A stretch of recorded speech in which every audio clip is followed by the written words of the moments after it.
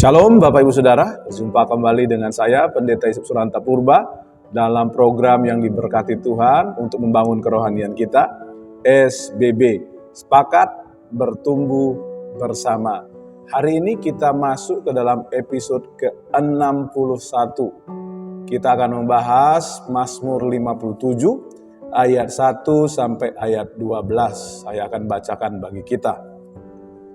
Untuk pemimpin biduan, menurut lagu, jangan memusnahkan miktam dari Daud ketika ia lari daripada Saul ke dalam goa.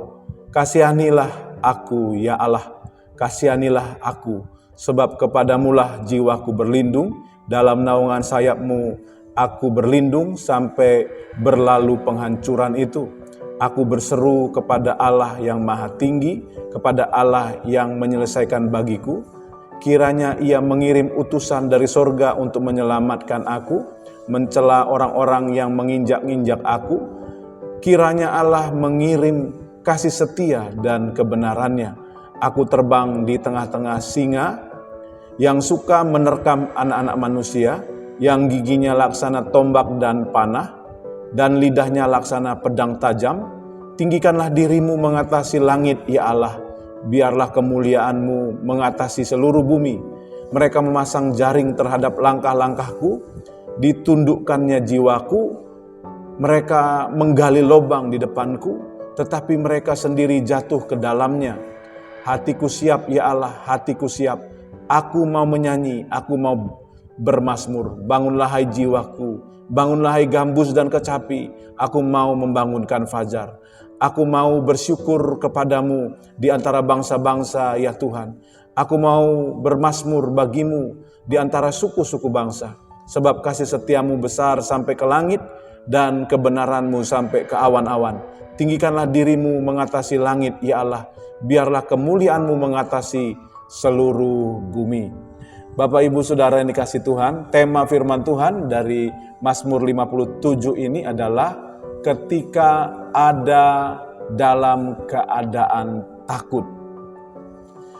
Bapak Ibu, Mazmur 57 ini ditulis ketika Daud sedang lari dari Saul dan harus bersembunyi di dalam goa. Tadi kita lihat di dalam ayat pertama.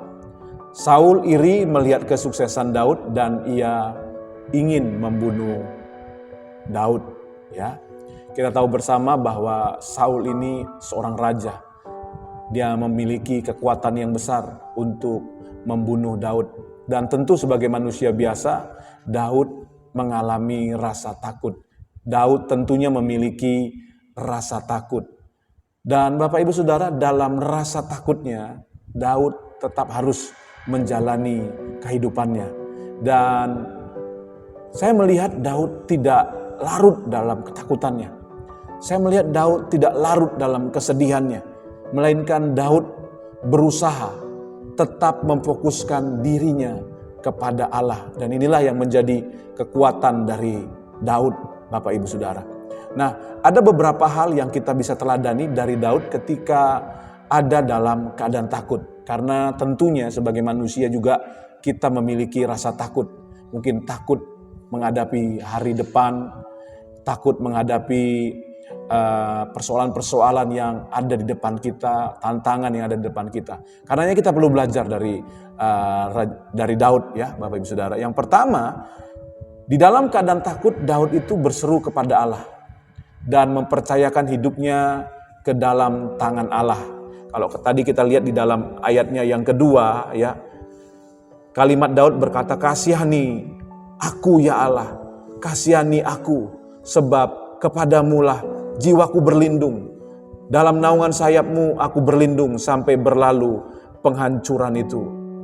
Ayat ketiga, aku berseru kepada Allah yang maha tinggi, kepada Allah yang menyelesaikan bagiku. Ayat keempat, kiranya ia mengirim utusan dari sorga dan menyelamatkan aku, mencela orang-orang yang menginjak-injak aku. Kiranya Allah mengirim kasih setia dan kebenarannya. Jadi ini yang dilakukan Daud. Daud mengumpamakan dirinya seekor anak burung, ya, yang tidak berdaya, yang berlindung di bawah naungan sayap induknya. Dalam situasi yang menakutkan bagi Daud, dia mengalami ketenangan. Ini yang kita teladani dari Daud. Ketakutan apa yang hari ini Bapak Ibu alami?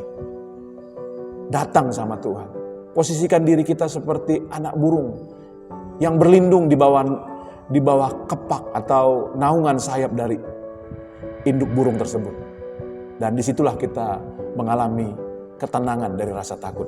Yang kedua, Daud memfokuskan perhatiannya pada kemuliaan Allah. Kalau kita lihat dalam ayat 6 dan ayat 12. Daud mengakui keadaan yang lemah. Tidak malu mengakui keadaan yang lemah. Dan tidak berdaya di tengah serangan musuh-musuhnya. Ayat 5 dan ayat ke-7. Tetapi ia tidak membiarkan dirinya dikuasai oleh keadaannya. Perhatian Daud yang terutama, bahkan ketika ia memohon pertolongan dari Tuhan, adalah agar nama Tuhan ditinggikan, agar nama Tuhan dimuliakan, bukan semata-mata untuk keselamatan pribadinya. Jadi ini Bapak Ibu Saudara yang kita teladani dari Daud. Di tengah ketakutan yang kita alami, fokuskan diri kita kepada kemuliaan Allah. Artinya, kita tidak hanya fokus kepada kepentingan diri kita sendiri, tetapi lewat hidup kita, Tuhan dimuliakan. Lewat hidup kita, nama Tuhan ditinggikan. Ini yang menjadi fokus kita. Sehingga kita tidak mudah putus asa, kita tidak mudah menyerah dan larut dalam ketakutan kita. Karena ketika kita menyerah atau larut dalam ketakutan kita, tentu nama Tuhan tidak akan ditinggikan. Nama Tuhan akan dicela melalui kehidupan kita. Itu yang kedua. Yang ketiga yang Daud lakukan ketika di dalam keadaan takut, ia bersukacita menantikan pertolongan Tuhan. Dalam ayat 8 sampai 11. Kita harus membedakan Bapak Saudara antara bersukacita dan merasa bahagia. Tentu Daud tidak merasa bahagia dengan keadaannya yang dikejar-kejar untuk dibunuh oleh Raja Saul. Tetapi Daud tidak pernah kehilangan sukacitanya. Sementara dia menantikan pertolongan Tuhan, dia tetap bersukacita. Dan sukacitanya didasarkan pada kasih setia Tuhan dan kebenaran Tuhan. Ini yang kita harus lakukan Bapak Ibu Saudara. Betul kita masih menunggu pertolongan Tuhan, tetapi sukacita kita jangan pernah hilang. Tetaplah bersukacita. Karena percaya akan kasih setia Tuhan, akan kebaikan Tuhan yang tidak pernah meninggalkan kita. Kiranya kebenaran firman Tuhan ini memberkati kita. Seperti biasa di akhir program ini, izinkan saya berdoa bagi Bapak Ibu Saudara. Bagi Bapak Ibu Saudara yang membutuhkan dukungan doa, taruh tangan kananmu di dadamu. Mari Bapak Ibu Saudara kita berdoa bersama-sama. Bapa, kami sudah mendengar firman-Mu di tengah keadaan kami yang mungkin sebagai manusia kami takut. Kami menyerahkan seluruhnya ke dalam tangan Tuhan. Dan kami tetap percaya kepada kebaikan Tuhan. Bapa, hamba berdoa bagi umat-Mu yang menaruh tangan kanan mereka di dada mereka, menandakan mereka membutuhkan pertolongan Tuhan. Jamah mereka, lawat mereka, yang sakit sembuhkan, yang lemah kuatkan, yang susah hiburkan, yang membutuhkan pekerjaan Tuhan, buka pekerjaan.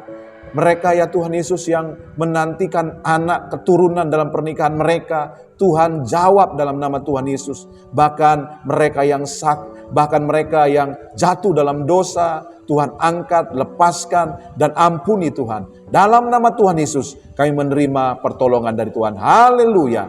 Amin. Amin. Bapak Ibu Saudara, kita sudah berdoa, percaya dan alami kuasa doa, kebaikan Tuhan setiap hari, mujizat Tuhan setiap hari. Tetap semangat, tetap sukacita. Salam sepakat.